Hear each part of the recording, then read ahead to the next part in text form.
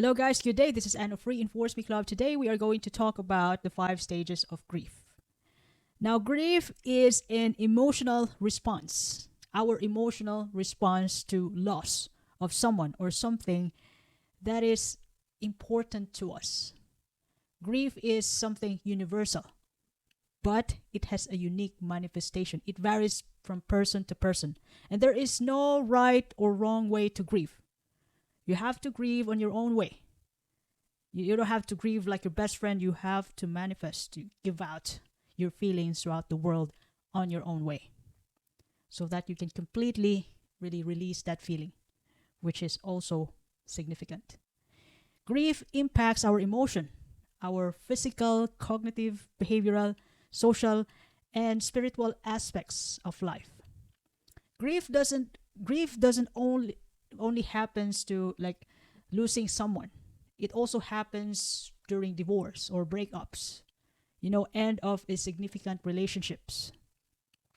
Or it could be lose of job, especially that job has been held for a long time. Or another situation wherein we encounter grief is during, those times when people were diagnosed with serious illness, disability, or significant injury, which changes their life forever. Like they used to be normal, and then an accident happened, and then they have to undergo some rehab, slowly by slowly, and then that situation tests them, tests their resilience, their adaptability, their emotional toughness, and those lessons that they get from those life-changing moments will change them forever.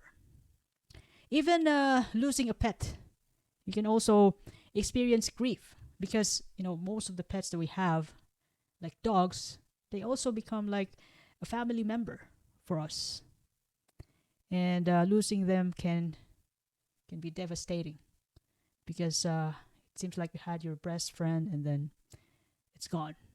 And even though that's just a dog, that dog means so much to you. Or like some news, like life-changing news, miscarriage, infertility, or lose of significant possessions like home, cherished objects, or anything that has a deep personal value to you.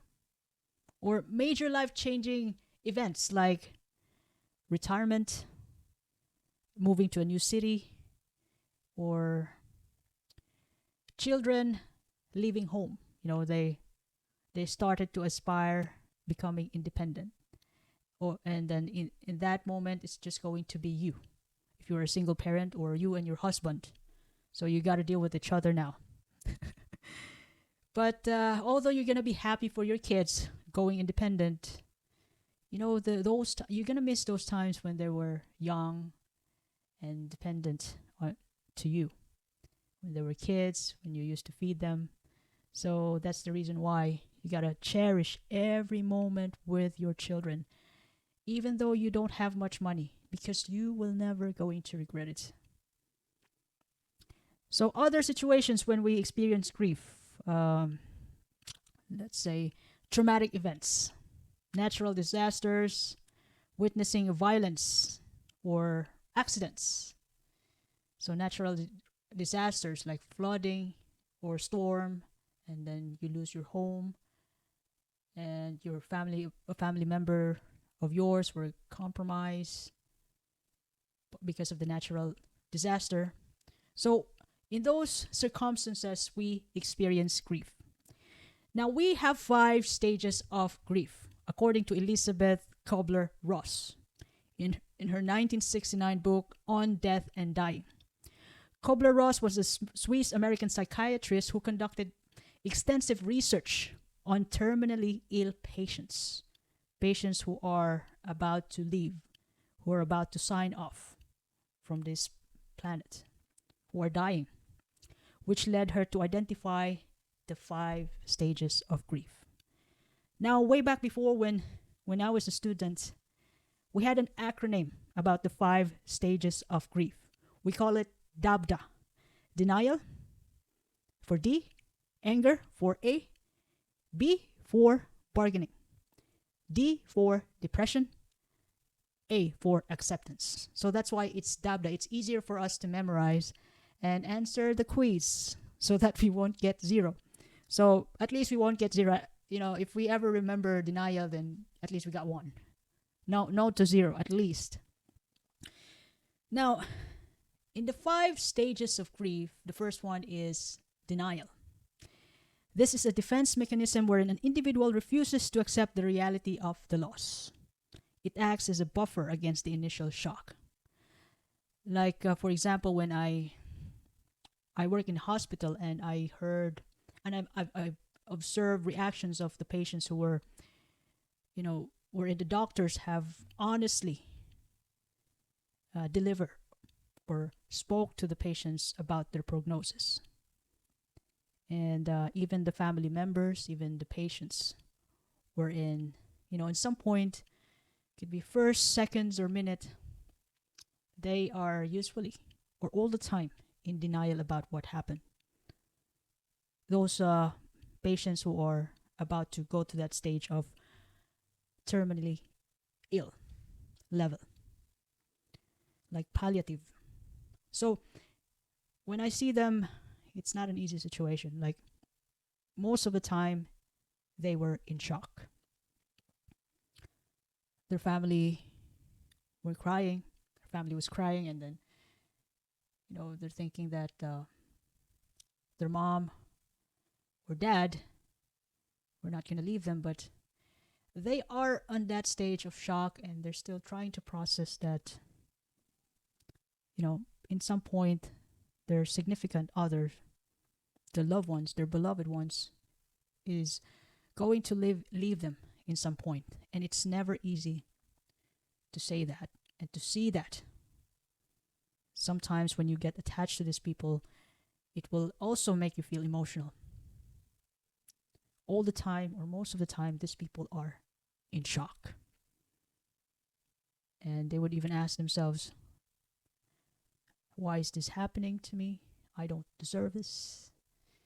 Those kind of things. It's kind of crucial. And it really takes time for them to finally accept it. And there is no specific period to really approximate the stage of denial. Sometimes it really takes time. To some patients, though, even though they are already on treatment, they're still trying to, in the process of really accepting it, accepting the illness, the diagnosis. Or even in breakups, though. Breakups, and then you ask your significant others, like, how could you do this to me? This isn't happening. I thought we're going to get married. I thought you were the one. And then you get drunk. And then you think about the good times together. And you can still even believe that loved one is gone because you broke up. And think about it, breakups. If you have like a couple of boyfriends or girlfriends, it happens. It's going to happen 5 times. Even like traumatic events. The first traumatic events that I have was when I told you a while ago in my previous episodes that I failed 5 times out of my 6 tries in the English test. The first one wasn't that traumatic, but the second one was, because I thought I did my best. I thought I don't deserve to go abroad. I was too stupid. I couldn't handle it. And then I stopped my review in order to pass the exam for a length of time for it'd be like 2 to 3 years to really ponder things out. Can I really do this? I was on that time I could still be in an anger stage until I finally accepted to the point that I passed the exam after 6 tries. I was really angry about the examiner for the examiner, angry to myself. But I made it up to 6 times. I failed the 3rd time around, and then I have to undergo with this 5 stages of grief. Denial, anger, bargaining. If I do this, Jesus, can you give this to me? And then depression, because I have to make time again and then spend, get a budget to take the exam again, and until to the point that I can finally get to the acceptance level when I passed the test. And it really did happen after 6 times. It wasn't an easy journey. So that is to me. So that is in the career aspects of my life. So I was depressed. I feel unworthy, sad, but I didn't regret it. That is supposed to happen.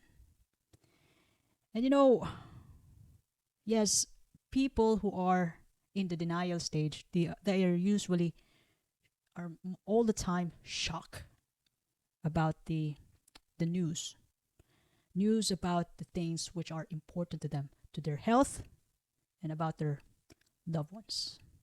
Now, in the second stage of grief, which is anger, denial, and then anger. So as the denial fades, you are about to level up, the pain reemerges, often expressed as anger. The individual might feel anger towards others, themselves, or the situation. So, like for example, in breakups, your boyfriend or girlfriend cheated on you. And then you were shocked when you happened to know this, when you caught him. And then you were shocked and you were thinking about the old times. How can this happen to me? I thought you were the one. And you feel angry. And you're thinking about revenge, replacing that person with another one. Revenge for not accepting their sorry. You feel angry about yourself, against the world, but everything else. Angry. And then, on the third stage of grief, bargaining. So in this stage, the individual may try to negotiate with higher power, fate, or themselves to reverse or lessen the loss. So, like for example, you break up with your boyfriend, and then you were angry about the situation. Like sometimes it made us feel that it's our fault. Sometimes it made us feel like we hate the other, our ex, for escaping, for slapping us with the truth that they're not meant to us. And we invested a time, emotion, heart and soul with them, moments with them.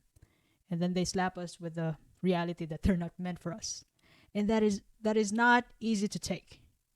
And when you're after you get angry and you try to replace them and you seem to realize that, oh my gosh, I'm not going anywhere. Then you finally made up your mind that, look, this is everything I'm doing right now is about my reaction to the breakup. And then you made a peace with yourself. Like peace wherein you negotiate to yourself that, look, if I let this feeling go, this negative feeling from the breakup, I will give myself a new life, new future. This is to love myself more, which is kind of a good deal. But that you are in the stage of bargaining that time. So, like for example, in major life changes, like for example, moving into a new town. So, before, I got scammed in a certain amount of money, a good amount. And then after, what happened was I was in denial stage. So, oh my gosh, how can this happen to me? And I got angry against these people. So I did everything to really protect myself. I put up some cameras. I everything to protect myself and to catch them. And then I realized that I'm not going anywhere though. I mean, my effort and time could be a waste if the other people who's supposed to catch them are not doing their part. It's way better to, I think really it's way better to protect myself more and the people around me against this badass people who's trying to rip off their fellows. So I might as well, it's way better to really protect myself against these people. And if they want to get me done, then I can fight. I can do something about it. Rather than to really focus my attention on catching them. And then instead of doing that, I'd rather protect myself. And that gave me peace of mind. I made up my mind to focusing my attention and catching them and revealing them to other people, to protect, down to protecting myself and the people around here with me. So bargaining, which is the best option for me. Sometimes, when you were a teenager, you also have breakups. And when you were young, like teenager, 16, 17, or 15, that after you break up, you pray to God that, God, please, if you give him back to me, I will do this. That's bargaining too. And on the fourth stage of grief is depression. This stage involves deep sadness, regret, fear, and uncertainty. Shall I say it that way?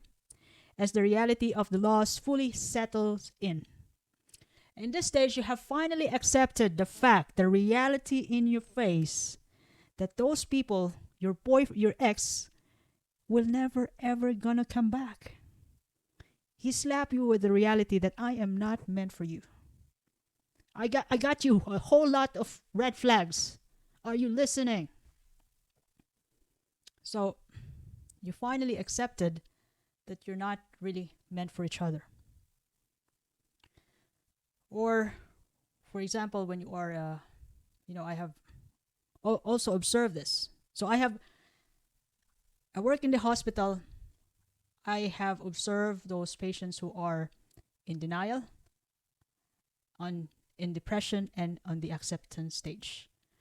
So by the time that they happen to know their prognosis and their diagnosis, those difficult illness, they were in shock. And then when they come back for treatment, some of them were in the depression stage and some of them were in acceptance. So in the depression stage, they're kind of sad and uncertain about what's going to happen after this, after their treatment, after having to go through with the adverse effect of their treatment. Now I'm talking about the cancer patients or some other debilitating diseases. Could be liver cirrhosis. So at the moment, they also have some regrets. And we know, talking with these people who have undergo tough times, although they are the owner of a company, they have big businesses. When you talk to them, you know what? They become real human. They become just like you, imperfect. Like you thought that you can't really talk to these people because this is the head of the company, the owner, the CEO. But when you talk to them, it's also fulfilling in your part because they're going to leave you a lesson that you will never ever forget. So if you ever have an opportunity to talk with these people, ask them anything you want. Ask them with questions which can help you improve. This people who have undergone major setbacks in their life. So most of them are sad, deeply sad, fear. They have no idea what's going to happen next after the treatment, after having to go through with the symptoms. And the last stage of grief is acceptance. The final stage is characterized by coming to terms with the loss. It doesn't mean happiness, but a sense of peace with what happened. So, at this stage, they can actually they become this. As what I have observed in the hospital, these patients become conversive. They're gonna tell you anything what they've learned in life, what kind of person they used to be, and they're gonna tell you what you need. You're gonna tell you what you need to hear. If you happen to talk to a person who is a CEO of a business or an owner of a business, you can ask them anything. They will tell you about patience. They're gonna ask you what are their bases, why their capital ventures are investing on you. What's their basis other than money? They're gonna tell you their criterias. They're gonna tell you their flaws. You're gonna learn a lot from these people. Basic but unforgettable life lessons which you can relate. Acceptance stage. Because these people are already, in peace with after they happen to know the devastating news about them, about their loved ones, about their health. That's why they become more human. Like they don't think about themselves as godly. They are simply human, regardless of their net worth. Now, to recap again, the 5 stages of grief are: first one, denial; second one is anger; the third one is bargaining; fourth one is depression; and the fifth is acceptance, dabda. Now, grief is natural, and once again, it greatly varies from person to person. So there is no right or finest way or wrong way to grieve. Every person has their own way to give out their feelings to the world, to this planet, to be themselves. Good, bad, or ugly way of grieving. They have to be themselves. They have to be the kind of person with that kind of coping that you've never seen before. And the duration and intensity of grief can differ widely. So understanding that grief is normal, is a normal response to loss, can help every individual to navigate their emotions and seek appropriate support when needed. So we just finished the 5 stage of grief. And I hope you learned something from this episode. So if you ever love this content today, you can share it to your family and friends. You can follow me in YouTube, Facebook, Spotify, Apple Podcast, or YouTube Podcast, or Amazon Podcast. This is Reinforce Me Club. By the way, it's Anne. I do appreciate your time. Have a lovely day ahead.